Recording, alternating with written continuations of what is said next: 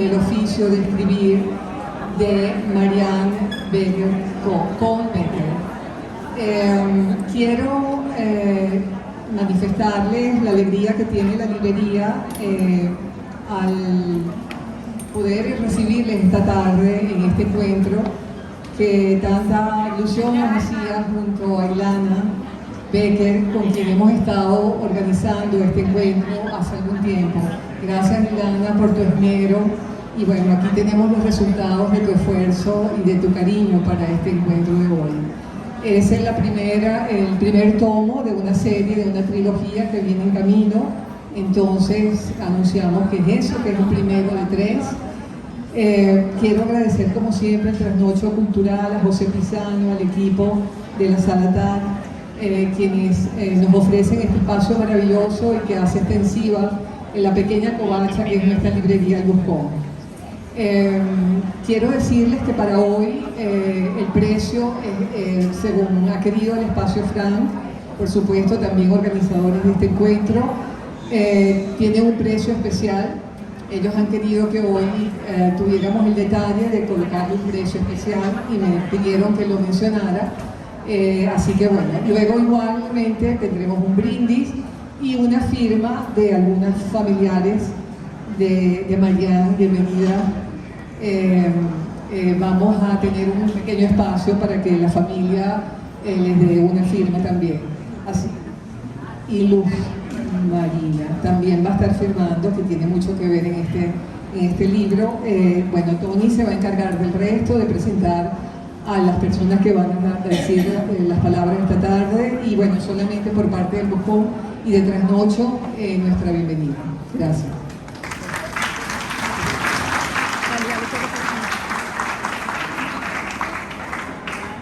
Buenas tardes.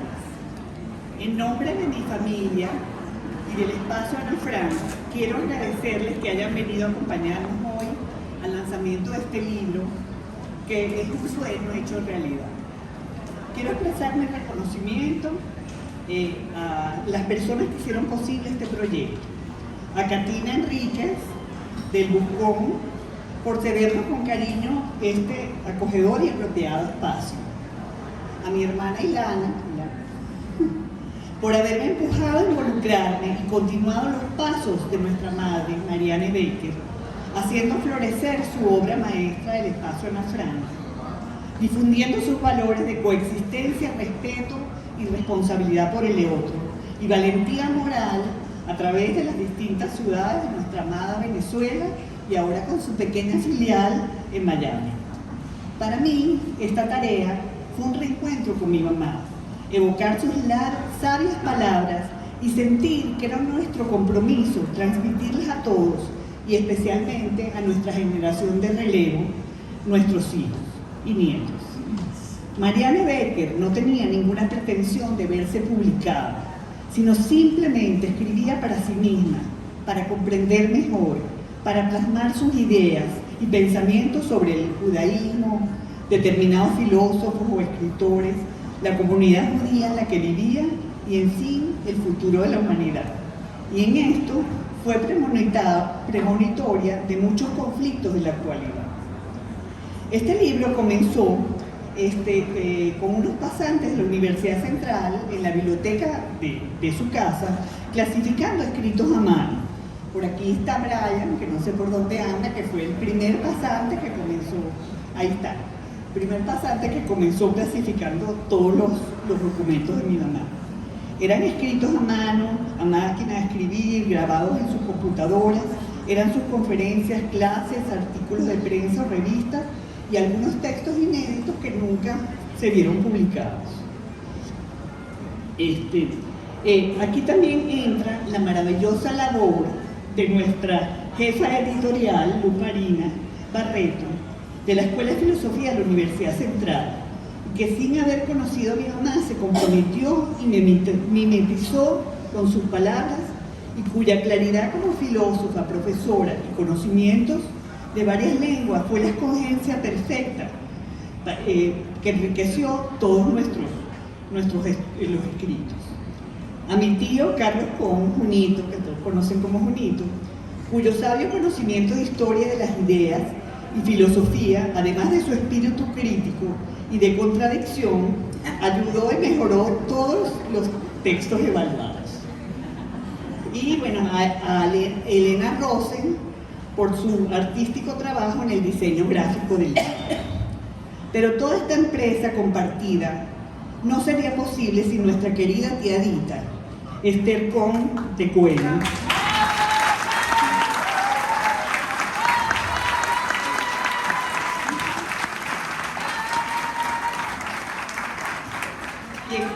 quien fue la hermana perfecta, complementando los sueños e ideas de mi mamá para materializarlos, y quien siempre estuvo convencida que la obra de su hermana merecía ser conocida, accesible y leída por todos. Y por último, y no por ello menos importante, queremos mencionar a Paulina Gamos, brillante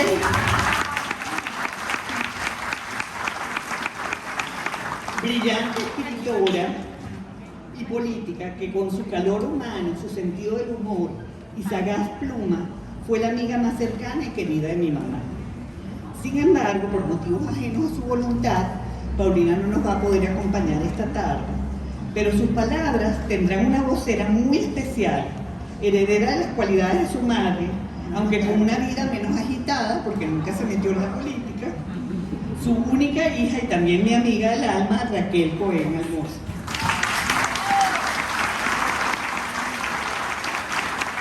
Y ahora las voy a dejar con nuestra jefa editorial, la doctora Luz Marina Barreto, quien es profesora titular de la Escuela de Filosofía de la Universidad Central de Venezuela y actual jefa de su departamento de Filosofía Teorética.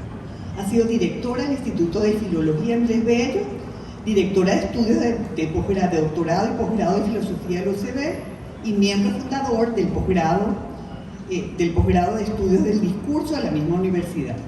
Autora de numerosos libros y artículos sobre temas de ética, filosofía política y teoría de la racionalidad. En los últimos años se ha interesado en la obra de Marianne Becker y considera que su pensamiento filosófico debe ser estudiado por las generaciones futuras de filósofos venezolanos y latinoamericanos. Luz Marina.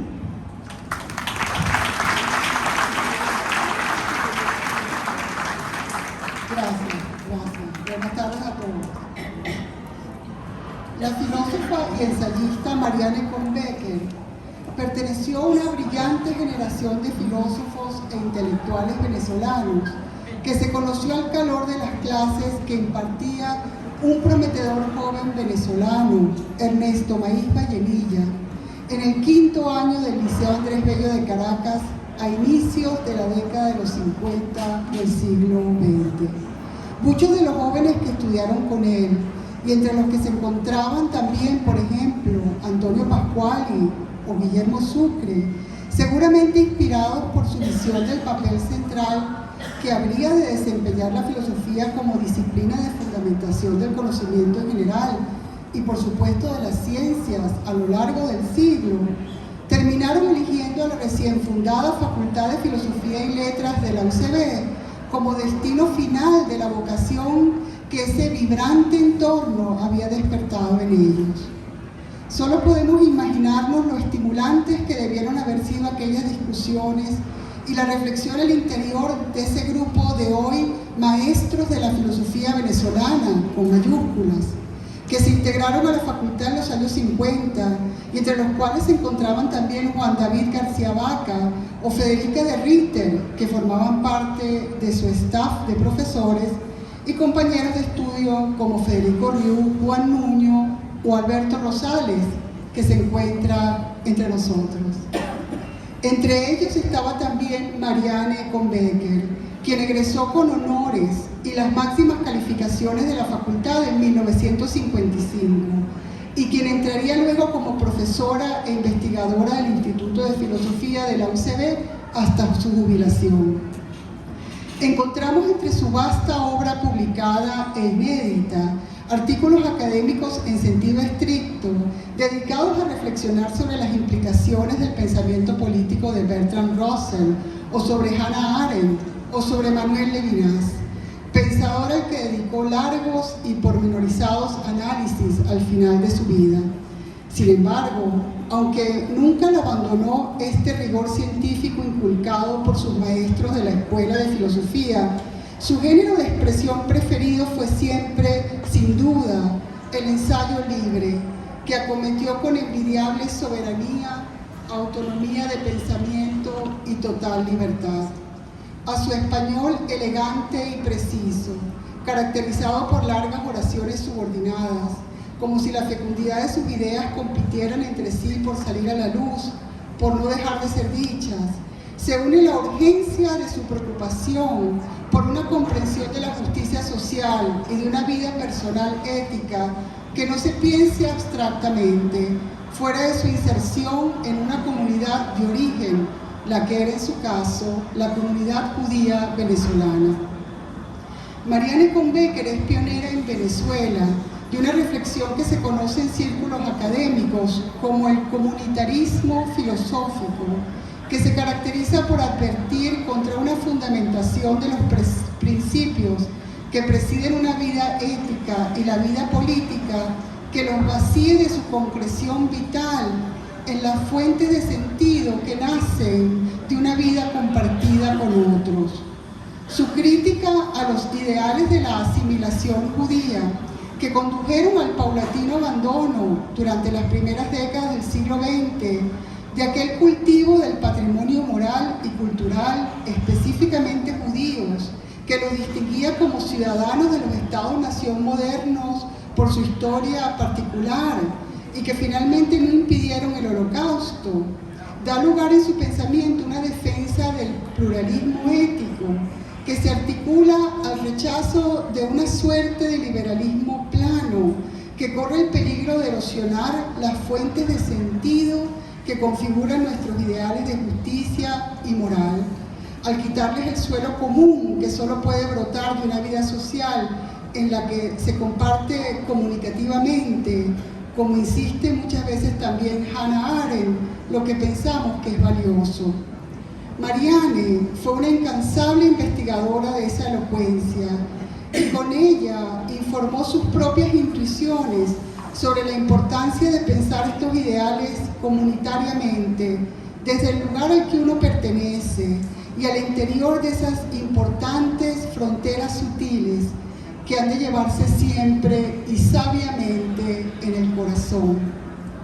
Finalmente, no quisiera terminar estas palabras sin agradecer a la Fundación Espacio Ana Frank, a la familia de Marianne Combecker y a mis coeditores, en nombre del área de filosofía de la Universidad Central de Venezuela, por su apoyo entusiasta y por su colaboración experta y acuciosa al proyecto de sistematizar y preservar para el futuro el legado de quien fuera una de nuestras más insignes profesoras.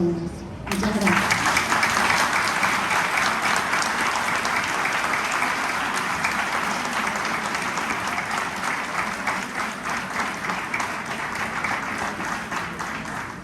Bueno, buenas tardes a todos. Lo que voy a hacer aquí es una mera semblanza desde el punto de vista de uno de los hermanos. Mi hermana Marianne Combecker, junto a mi otra hermana Dita Cohen, fueron mis segundas madres y como la hermana mayor del legislador Moisés, siempre velaron por mí, incluso cuando necesité del apoyo de ambas en edad adulta. No solo porque viví 4 años en casa de Marianne a la muerte de mi madre, sino porque fue mi modelo a seguir en mi preparación intelectual, cultural y profesional. Tal es así que a los casi 74 años sigo estudiando e investigando sobre los temas de historia intelectual, filosofía, actualidad política y crítica cultural que tan caros han sido para ella y lo siguen siendo para mí. Nació en Caracas el 1 de julio de 1933 y murió en la misma ciudad en la que vivió toda su vida a los pocos días de haber cumplido 84 años, edad que no aparentaba ni físicamente ni por su lucidez mental. Nos deja a todos los que la queríamos un inmenso vacío físico, pero lleno de recuerdos hermosos. Siempre ha sido siempre ha estado aquí junto a nosotros y siempre estará. Escribió en su panegírico una hija de Dita, mi sobrina Tania. Desde su mocedad no solo disfrutaba la lectura de la más excelsa producción literaria y filosófica, sino que digería con mucha inteligencia sus contenidos y los utilizaba para analizar los acontecimientos políticos y culturales más relevantes de su patria y del judaísmo mundial, lo cual la inspiró a que escribiese bellísimos poemas ya a partir de los 11 años de edad y sendos ensayos de reflexión crítica hasta pocas semanas antes de su fallecimiento. Tal es así que nos transmitió una vasta producción ensayística en defensa de los derechos humanos, la libertad, la responsabilidad y sobre los valores de la ética judía, entre otros temas, que sus familiares nos hemos comprometido a recoger y articular y que ahora presentamos como primer volumen de sus obras selectas, esperando poder seguir andando por el sendero que ella, caminante, pavimentó. En efecto, Mariana fue una intelectual cabal que desarrolló una notable carrera profesional de la Universidad Central de Venezuela y nos dejó un enorme legado, tal como lo señala la doctora Luz Marina Barreto en su introducción al volumen que estamos presentando hoy.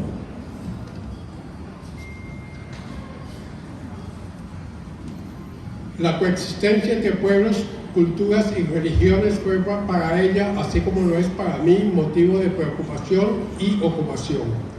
Asidua lectora de Franz Kafka y Hannah Arendt, no es de extrañar que estuviera atenta y alerta sobre el surgimiento de las experiencias totalitarias y populistas de la sociedad actual, cautivando al interlocutor o a la audiencia con información veraz y análisis profundo de las condiciones que hacen posible la aparición y desarrollo de regímenes con esas características en el aquí y en el ahora en cualquier parte del mundo, tal como lo resaltó en sus conferencias y ensayos que estamos publicando, para que las generaciones futuras también tengan la oportunidad de nutrirse de sus reflexiones. Y en este contexto permíteseme abrir un paréntesis. Fue justamente el principio de muy larga data en la tradición judía, a saber, la responsabilidad como característica esencial de la libertad, que ella encontró en sus lecturas de las obras de varios filósofos del siglo XX como Bertrand Russell, Hannah Arendt, Alan Finkelkraut, Yeshayahu Leibovich y sobre todo Emmanuel Levinas, 4 de los citados intelectuales judíos sobre los que ella reflexionó y escribió sendos ensayos que los estamos revisando para el tercer volumen de sus escritos. Intransigente en sus principios, insistía en que hacer lo correcto es una norma inviolable de vida, humildad y honestidad sus consignas, resiliencia y templanza sus características. Nunca fue presumida ni arrogante, estaba siempre animada con un entusiasmo casi jovial. Ciertamente Mariana fue una verdadera representante del Yiddishkeit, a decir de Abraham Levi Ben-Shimon, varias veces el presidente de la organización Techo del Yishuv Judío Caraqueño, la Confederación de Asociaciones Israelitas de Venezuela, CAI. Utilizaba su condición de judía como carta de presentación ante el mundo gentil y exponía con orgullo el aporte de los judíos a la humanidad. Se sentía comprometida con su comunidad y con Venezuela, y no en balde dedicó gran parte de su vida a mostrar la contribución de los judíos venezolanos a su país de acogida. Estos objetivos se siguen desarrollando en el espacio Ana Frank, que fue creado por iniciativa suya y que siempre contó con el entusiasta apoyo y el brazo ejecutor de mi hermana Dita. Una institución cuya misión fue y sigue siendo concientizar a la ciudadanía venezolana de mantener en alto la bandera de la dignidad humana, la libertad de pensamiento y la coexistencia, con el fin de preservar y enfrentar las dificultades que sufre la democracia venezolana en nuestros tiempos.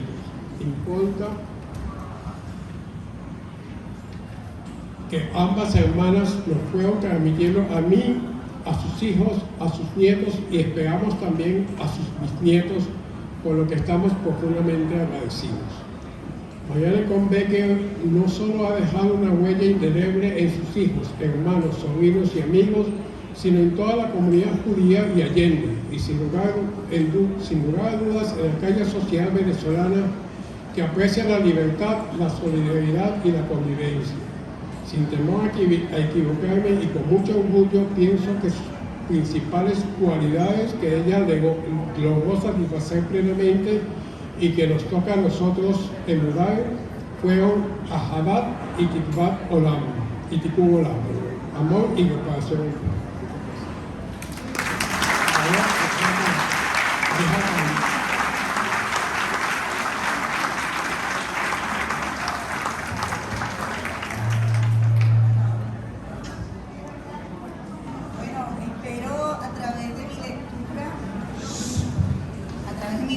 Espero realzar o poder transmitir la fina pluma de mi mamá y los sentimientos tan profundos que ella tenía por Marianne.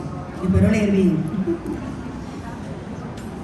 Quisiera comenzar por agradecer a Tony, Ilana, Bernardo, Dita y Junito por haberme asignado la honrosa misión de dirigirles unas palabras en la presentación del libro El arte de vivir y el oficio de escribir, recopilación de la obra escrita a lo largo de su vida por Marianne Cohn Becker, mi querida e inolvidable amiga.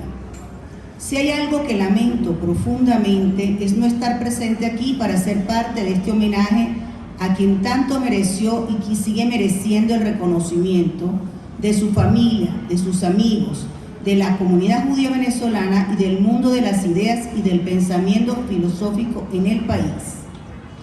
Comienzo por destacar como rasgo definitorio de la personalidad de Marianne su escasa vanidad o darle poca importancia a eso que muchos quisiéramos, trascender a la fama con nuestro legado o aún más, a la inmortalidad.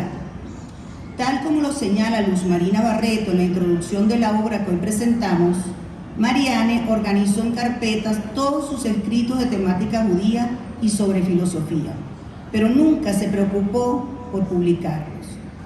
Creo que fue una excelente idea de los recopiladores y editores de este libro, titularlo El arte de vivir y el oficio de escribir. Eso me ha permitido reservarme para hablar de Marianne como ser humano excepcional, que supo practicar el arte de vivir. En ella se combinaban belleza, inteligencia y entrega a lo que fueron sus creencias y convicciones. Si tuviera que definir en una palabra a Marianne, diría que fue una persona comprometida, convencida de que su paso por la vida tenía un sentido y que estaba obligada a cumplir con un deber. Nada de esto habría sucedido si Marianne no hubiese nacido de unos padres como Niurka Ana Bajer y Abraham Mote Cohn. En ese hogar aprendió desde muy niña a ser una judía con el compromiso autoasumido de defender los valores de su pertenencia y el derecho de su pueblo a ser parte del género humano sin distingos y como seres libres. Su dedicación a destacar en sus escritos el genio de poetas, escritores y filósofos judíos que marcaron época, que dejaron huellas indelebles, fue concebido al mismo tiempo como un deber y como el orgullo por compartir un mismo origen. Solo si volvemos a ese hogar en el que Marianne bebió en la leche materna, su compromiso con el pueblo judío y su cultura, podemos entender la precocidad de una niña que a los 9 años de edad, en plena Segunda Guerra Mundial, y mientras ocurría el Holocausto, escribiera este poema. Quedan pocos de la raza de Yehuda, que una vez fue grande cual ninguna. Dio hombres que en la vida no se olvidan y que da hombres para siempre inmortales. Raza querida que otros pueblos la envidian, que no saben el valor que en las venas puso Dios, la sangre de la virtud. Raza odiada por el malhechor que desprecia el valor de los hombres de hijos de Dios. Raza orgullosa de ser la preferida del Señor. Tienes hombres que han sabido lo que es el verdadero dolor.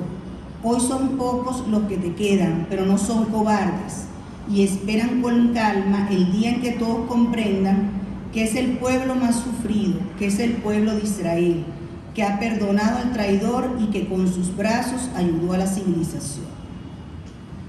La primera vez que supe de Mariani fue en un baile de Purim, una de las festividades judías alegres que se festeja con reparto de dulces y con disfraces. Fue electa reina una joven alta, bella y rubia que respondía al nombre de Mariani o Marisa Cohn.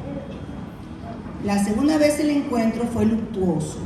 La madre de los Cohn Bajer y el padre de los Gamos Gallego habían muerto con horas de diferencia. Las dos familias coincidimos en un centro de votación en la Florida el 1 de diciembre de 1963. Las dos familias debíamos guardar el luto riguroso que impone nuestra religión, pero votar entonces era obligatorio. No votar conllevaba sanciones en las que todos creíamos. El presidente electo fue Raúl Leoni.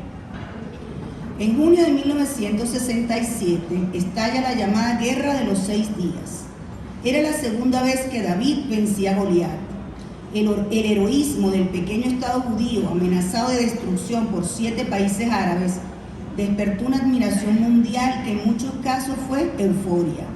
La inteligencia y la audacia habían vencido a la fuerza militar.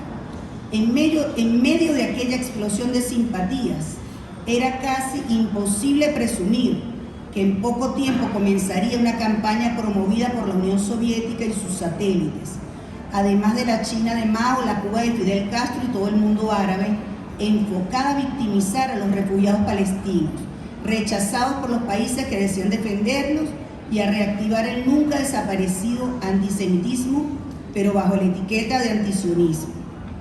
Ocurrió algo inimaginable. Las mismas izquierdas comunistas, comunistoides, que en 1948 apoyaron junto con la Unión Soviética la creación del Estado de Israel y que habían repudiado el nazifascismo, ahora repetían las consignas y las caricaturas que utilizó el nazifascismo para exacerbar el odio antijudío.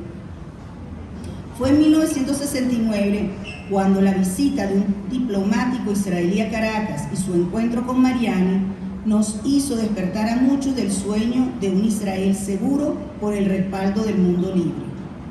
Mariani fue convocando profesionales de distintas áreas, judíos que teníamos columnas de opinión en la prensa, comunicadores, profesores universitarios, y así se creó un grupo heterogéneo cuyo único punto en común era nuestra identidad.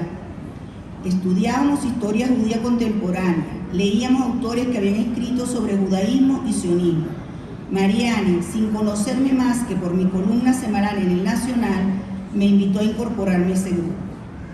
Acabo de leer la entrevista que le hizo El País de Madrid a la escritora francesa Anne Berès por su reciente obra bestseller titulada La Postal.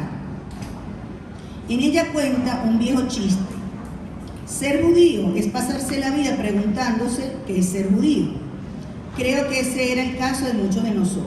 Para algunos ser judío era una religión, para otros una convicción o un deber con nuestra historia ancestral, para otros la pertenencia a una cultura. Conducidos por la erudición de Mariani, fuimos entendiendo que ser judío es todo eso y que cada quien puede elegir su manera de ser. Asumimos además el compromiso de denunciar cualquier asomo de antisemitismo,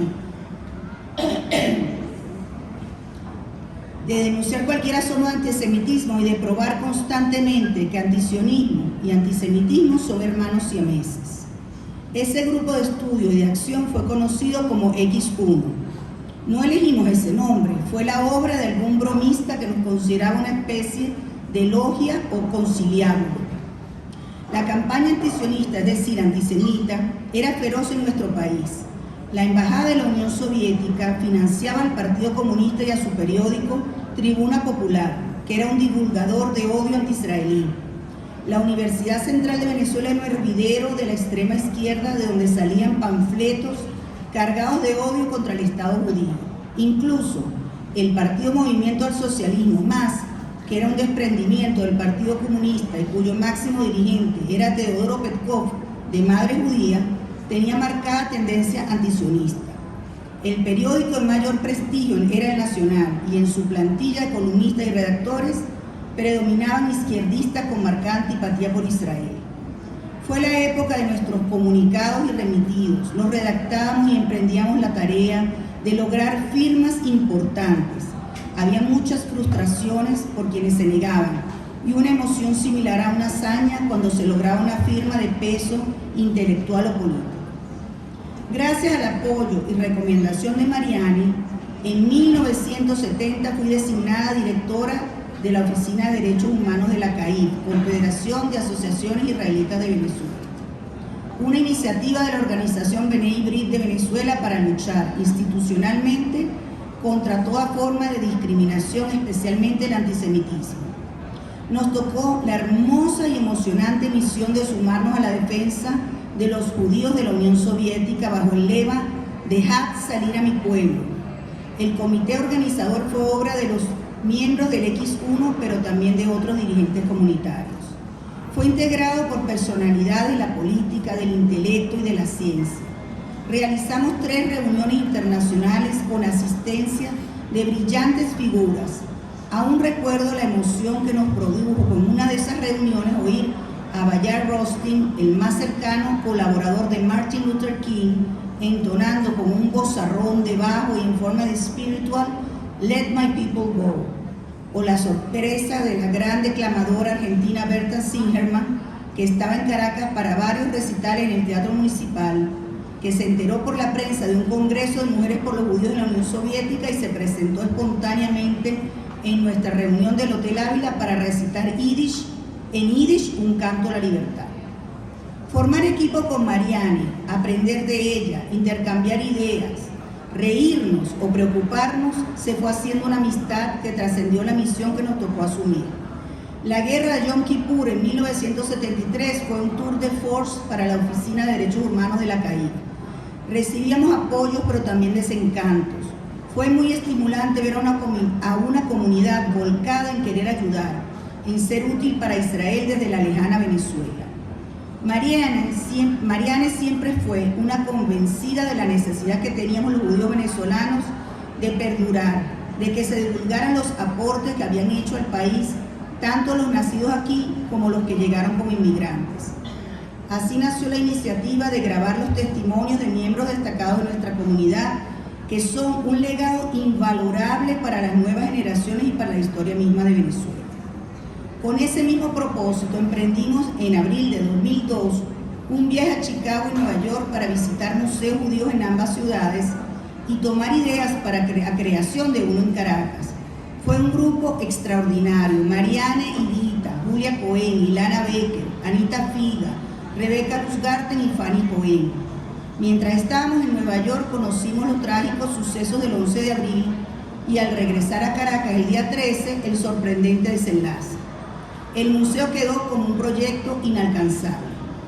Ese mismo año, durante el paro petrolero de diciembre y parte de enero de 2003, mis pocas salidas de casa eran casi todas para visitar a Mariane. Conversábamos, disfrutaba de los deliciosos postres que mi querida amiga preparaba porque parte de su arte de vivir era la cocina. Mariane era pesimista sobre el futuro, pero no solo del paro y de Venezuela, sino también de Israel como una democracia multirreligiosa. Yo siempre era la optimista. Al recordar nuestras charlas de esos días y con el paso del tiempo, me convenzo de que los optimistas somos quizás más felices, pero los pesimistas tienen la razón. En noviembre de 2004, la comunidad judía y la opinión pública venezolana quedaron impactadas por el allanamiento policial al Centro Social, Cultural y Deportivo Hebraica y al Colegio Moral y Luces, que funciona en el mismo espacio físico. Ocurrió a las 7 de la mañana, cuando llegaban los autobuses con los niños que comenzarían su jornada escolar. Preparamos un documento de protesta y con la ayuda de amigos no judíos obtuvimos más de 300 firmas. El documento fue publicado en la prensa. Por esos días ya aparecían, sobre todo en la prensa internacional, noticias sobre la conmemoración mundial de los 60 años de la liberación de Auschwitz, el 27 de enero de 2005. Mariane y yo coincidimos en que sería una oportunidad extraordinaria para denunciar, aunque de manera indirecta, toda manifestación de antisemitismo oficialista en nuestro país. Formamos una comisión de lujo para organizar la conmemoración. Trabajamos varias semanas, tuvimos la ayuda invalorable que se prolonga hasta el día de hoy de Nelson Rivera, el brillante periodista que está a cargo del papel literario del Nacional. El acto fue tan concurrido que la Unión Israelita de Caracas fue insuficiente para albergar a tanta gente y la circulación de vehículos en los alrededores de San Bernardino colapsó. Ha sido quizá el acto más importante que realizó la comunidad judía venezolana en toda su historia. De ese acto trascendental quedaron como testimonio para la posteridad 5 pequeños libros, 2 de ellos que recopilan los artículos y noticias de prensa relacionados con la conmemoración. Uno dedicado a la investigación de los periodistas venezolanos sobre el Holocausto, otro a los testimonios de sobrevivientes radicados en Venezuela y uno a la participación del filósofo español Reyes Mate en el acto conmemorativo y en actividades de difusión. De las emociones vividas con nuestro trabajo para conmemorar la liberación de Auschwitz, nació en octubre de 2006 con el apoyo de Dita Conde Cohen y su familia, Espacio Ana Frank.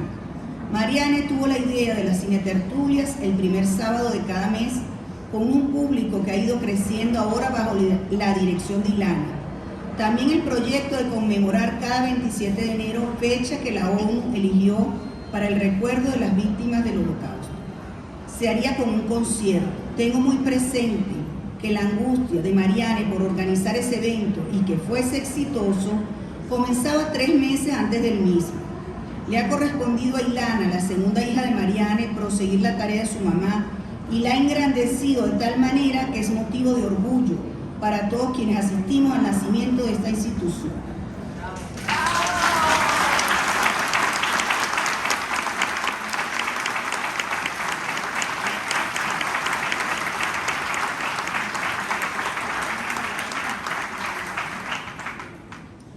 El 1 de febrero de 2015, después de un exitoso concierto para el recordatorio de las víctimas de la Shoah, le escribí a Mariane: me faltan palabras para describir las emociones del concierto.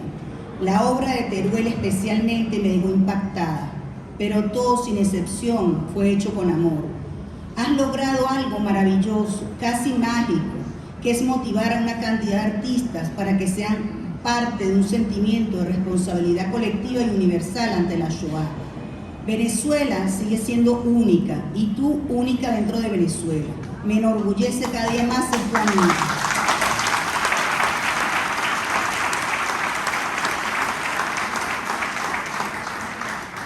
Visité a Mariane 3 días antes de su partida. Le llevé el regalo de cumpleaños que sería el 1 de julio.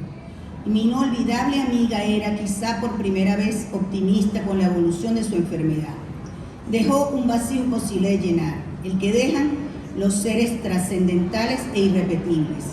La obra que se presenta hoy es un reencuentro con quien era no solo una intelectual de primera línea, sino además una judía plenamente convencida de que su paso por el mundo tenía un sentido y era un compromiso con su pueblo. Gracias de nuevo a los hijos y hermanos de Mariane por permitirme describirla como el ser extraordinario y la amiga insustituible que fue.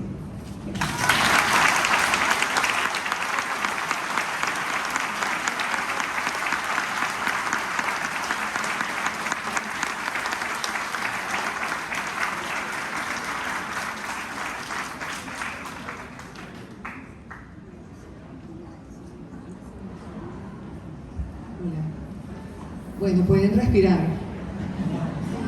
Bueno, tras estas emotivas palabras, gracias también, Luz Marina, por tus palabras. Gracias, Carlos, gracias, Raquelita, en nombre de tu madre, gracias por estas hermosísimas palabras. Voy a invitar a Ilana, por favor, para que vamos a hacer poner las florecitas en el libro de rigor.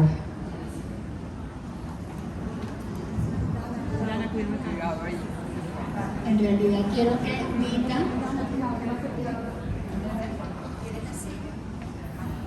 Dita va con sus sobrinos nietos, los nietos de Mariane, con Becker.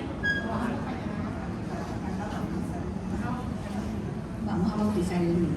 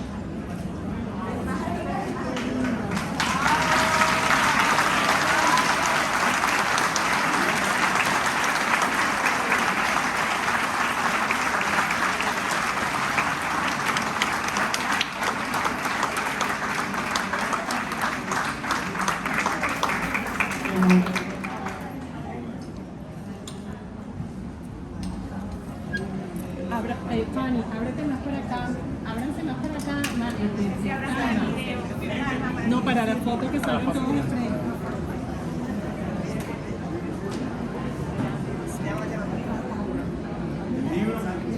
Espérate, pero yo creo que se firma bien. Ay, ya va, que falta mi niño.